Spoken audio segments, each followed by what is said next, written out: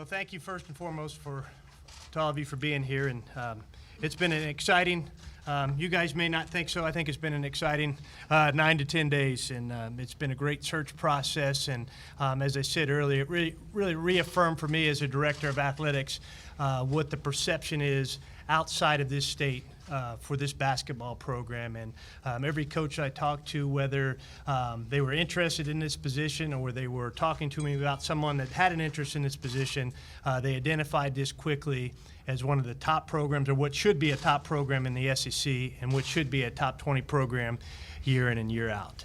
And was excited the first time I had an opportunity to talk to Coach Musselman on the phone, and could sense his energy and his passion for the game of basketball, and his energy and his passion for developing young men both on and off the court, and also his energy and his passion to be here at the University of Arkansas and to be the leader of our basketball program. And he embraced the history that is Razorback basketball, and he wanted to be a part of that history and that tradition as our head coach. And this is a job he wanted, and that was important to me for someone that really wanted to be here and wanted to take this program to the next level as we move forward. So with that, we'll open it up, I guess, for questions. All right, if you have a question, raise your hand. We'll get a microphone. We'll start over here with Trey. This is for both of you guys.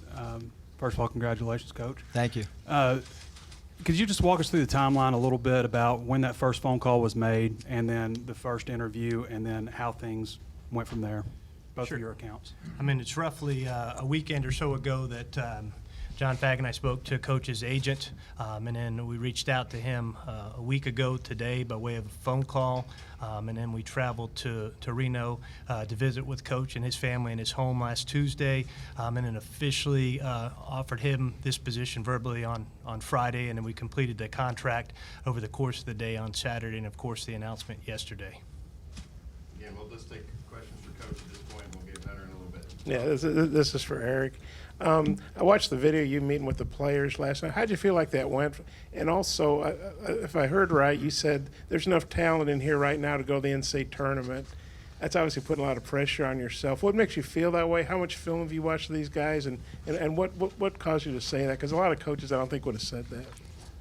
Well, first of all, you know what I said, I believed that Coach Anderson's done a great job accumulating talent, so many great young pieces. And, you know, a lot of the guys just finished up their freshman year, and usually players make great leaps, you know, after their freshman year going into their sophomore season. And, you know, we feel like we have to set high goals.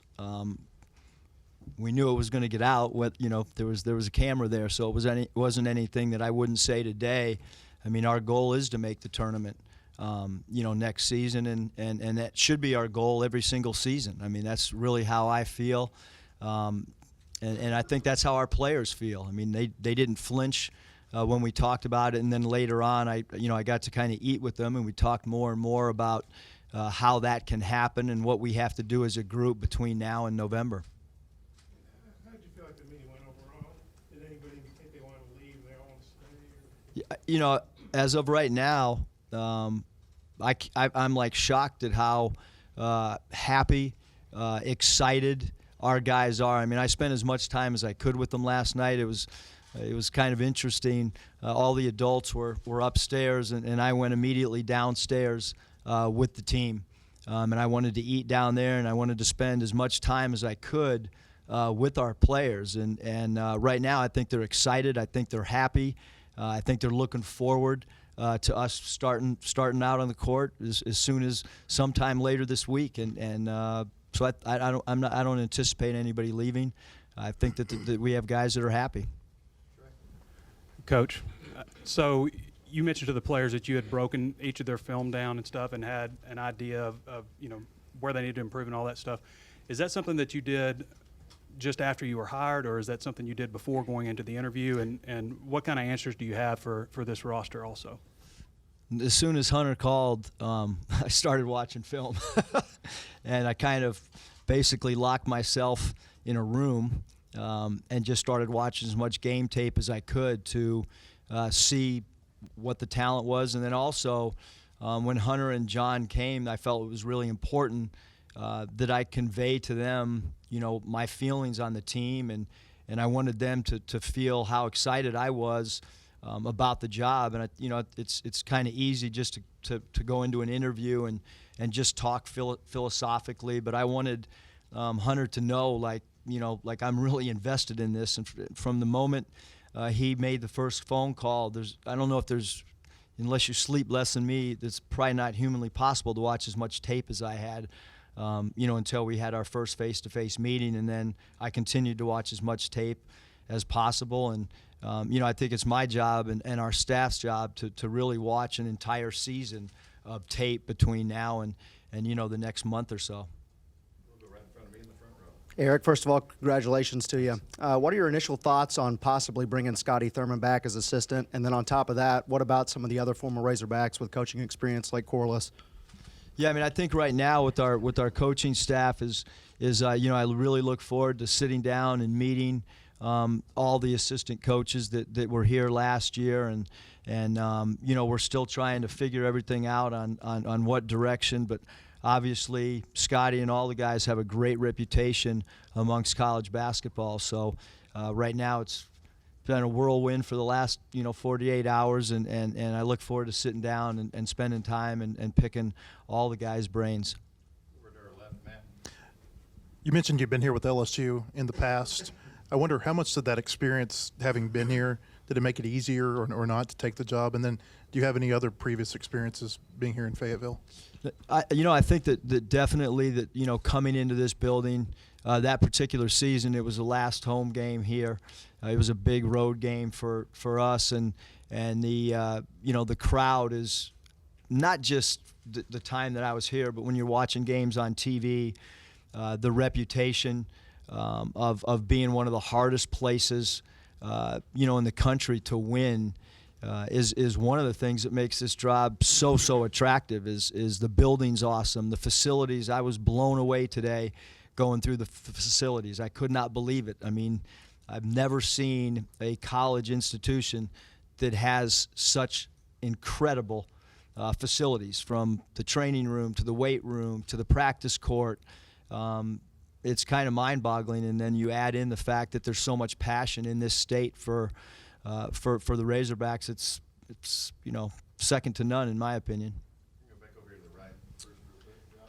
Coach, you have a real deep resume. You've obviously coached at the college level, the pro level, the NBA, international too. Haven't been in a Power 5 conference yet, though. Was that part, you spoke about challenges, was that part of the interest for you, was getting a chance to coach in a Power 5 conference? Yeah, I think that, when you're in the NBA, you're coaching against the Phil Jacksons and the Pat Rileys, and you're coaching against great coaches every night. And I've coached against Coach Calipari internationally when he was coaching the Dominican Republic. And certainly the opportunity to win really big is any coach in the country. And I think that's probably when Hunter made that phone call and you start diving into the rich tradition, and you can win big here in basketball. There's no question about it. Go back down here, Nate.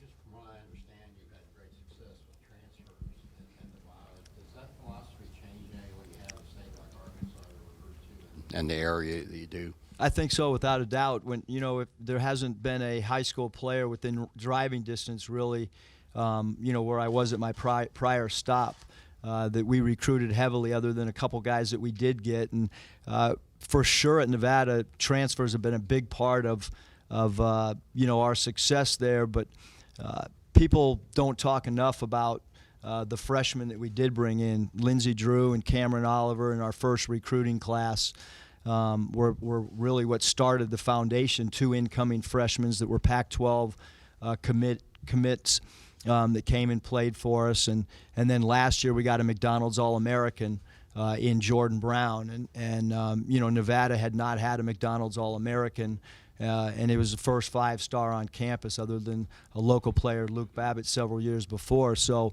we feel like, I haven't been a head coach in college for 20 years, but to have a McDonald's All-American and 2 Pac-12 commits, we did recruit the high school, and we certainly feel that this state has an incredible amount of talent, some excellent coaches in this state, and we look forward to recruiting the state as heavily as we possibly can.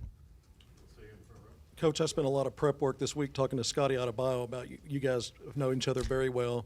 And he told me a lot of stuff about your energy, your passion for the game, that coaching's in your blood, and all the your organization, all the time you put in. I'm just wondering, is that part of the bloodlines being in a basketball family, or is that just unique to you and how you kind of came through the ranks at a young age? Is that just part of your makeup?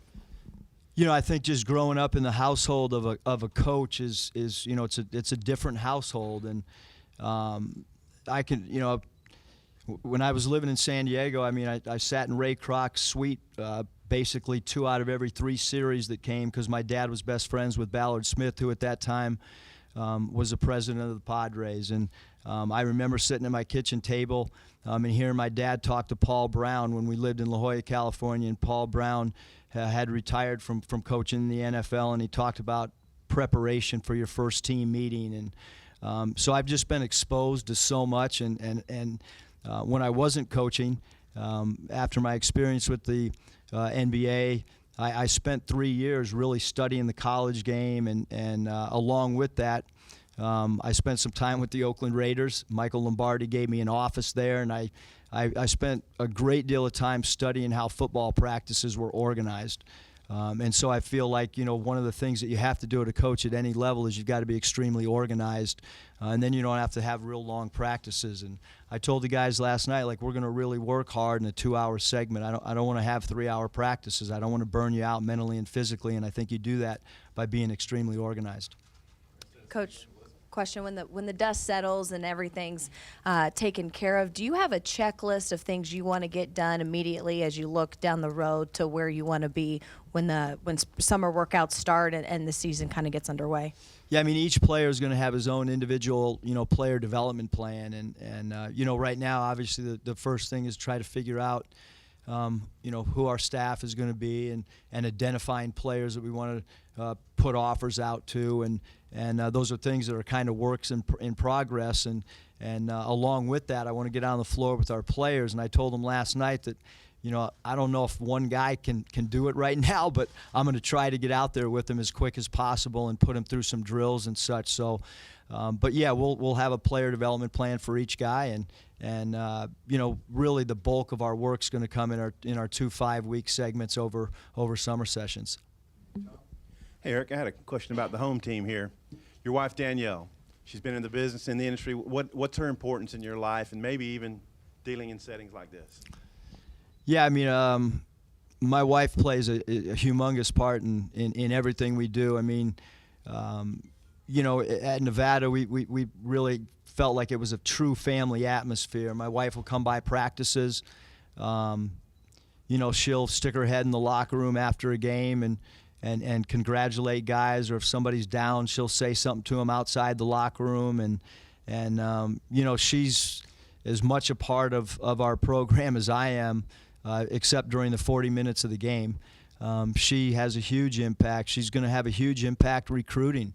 I think it's really important that our recruits' parents meet my wife and feel her passion for, you know, because she kind of looks at them all as an extension of her kids as well. And, you know, she'll also tell me, like, hey, lay off so-and-so, like, he's really trying hard. So she sticks up for the players a lot more than she sticks up for me. Coach, could you talk a little bit about your philosophies when it comes to social media, getting your brand out there, and also with the early or the late period, I guess, just 9 days away, do you have any plans to sign anybody? Have you jumped on the ball already in recruiting? Yeah, I mean, obviously with the NCAA rules, we can't really, you know, talk too much about recruiting, but yeah, we're gonna work hard, you know, to still look at guys that are in this class. So there's no doubt, you know, that's going to happen. What was your other question? About the branding of the program, the importance of social media. Well, the great thing about Arkansas is there is a brand, and everybody in the country, when they see that logo, they know what it is. Obviously, from a social media, you know, if anybody followed, you know, what we did at Nevada, I mean, we were trying to create a brand, and we were trying to create who we were. I'll still be probably extremely active on social media because I enjoy it.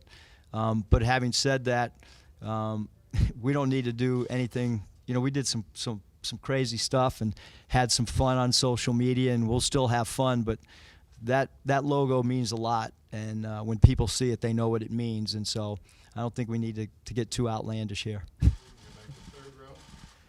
Coach, speaking of social media, I kind of creeped on you from the past few years on your social media account and saw that you had actually quoted Chad Morris a few times when using your social media. Do you have any personal friendship relationship prior to you being hired here? And also, is there a lot of similarities and comparisons maybe between how you guys coach and approach your games respectively?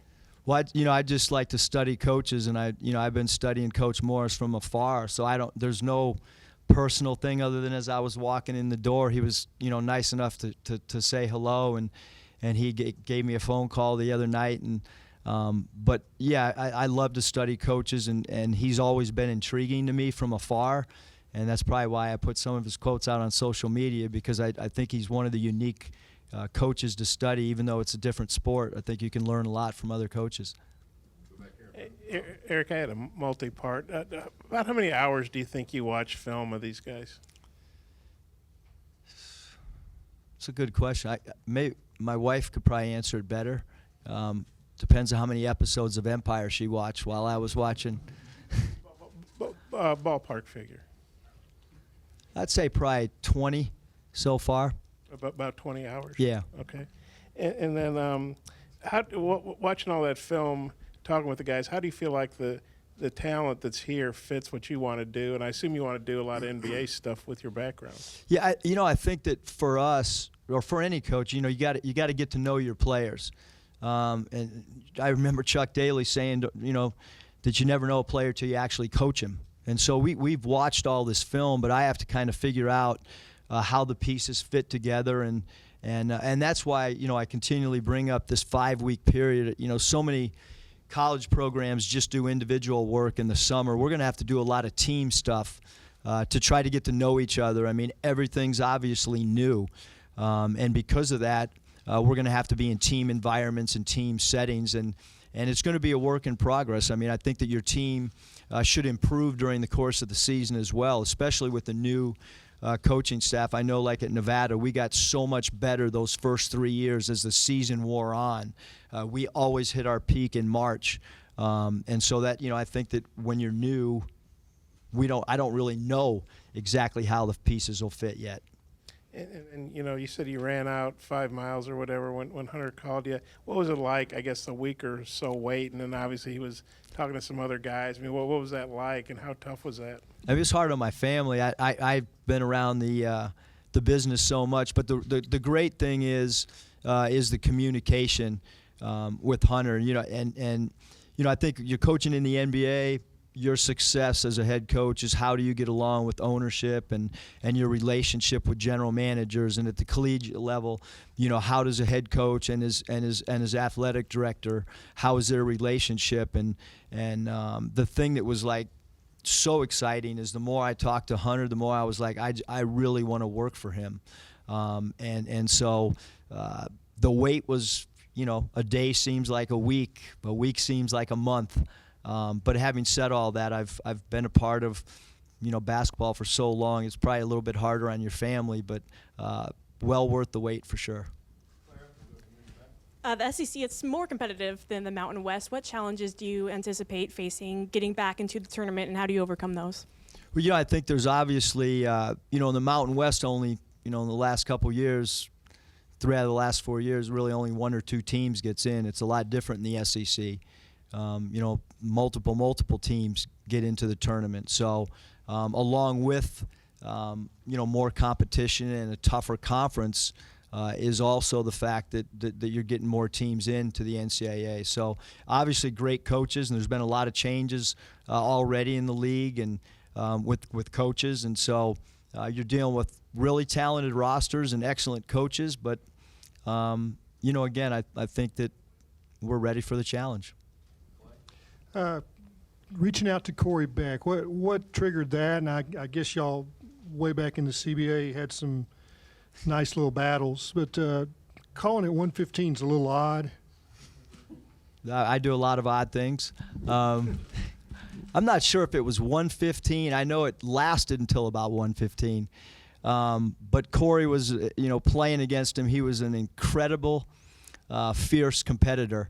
And, I was looking at different recruiting lists. I was looking at, assistant coach possibilities, and all of a sudden I got a text from Patrick Beverly, and that kind of spurred me to put the other stuff aside, and I tried to get a hold of Corliss, and we were going back and forth through text, and he had just landed in a city which they had played last night, so that shows you how late it was that I was dealing with Corliss because they had to get to their next city. But, I think it's important. I want to connect, with former players because there's just, there's so much history, and Corey was just a guy that I had great respect for playing against him. Hey, Coach, welcome. You touched on it a little bit out there, but will you reiterate your coaching style and maybe a little bit as to how your dad played into your philosophy? Interestingly, we play exactly the opposite of my dad's teams.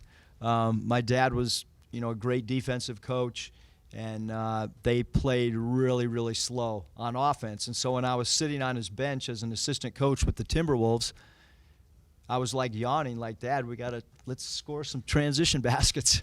And so I just kind of started forming my own philosophy on trying to create a system and a style that fans would want to be a part of, that coaches would want to be a part of, and especially at the collegiate level. Like, the bottom line is you've got to get your recruits excited and want to play in your system. And so that's how we've come up with this pace and space type of offense.